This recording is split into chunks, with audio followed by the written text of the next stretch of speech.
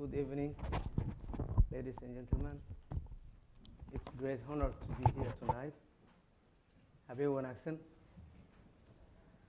wanaagsan. Before I say or read, my poem, I like also to say short, and very concise about Somalia today. Somali people are relatively homogeneous in its ethnic composition. They are traditionally organized into clans, sub-clans, known as clan lineage. Each clan or sub-clan has a social structure with traditional rules that govern its interaction and confrontation with other Somali clans.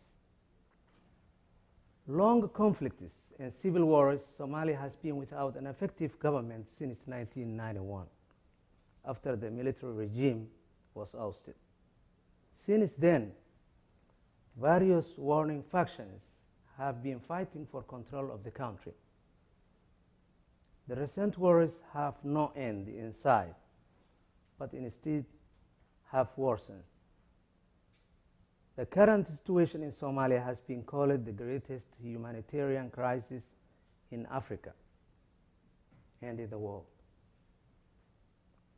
Political violence has displaced over 1.5 million Somalis internally and more than 500,000 refugees in neighboring countries.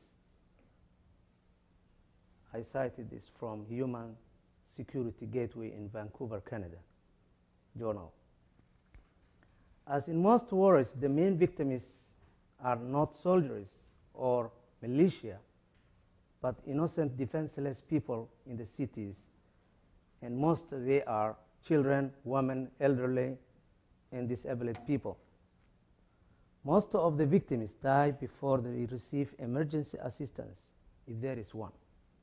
There are no schools, no hospitals.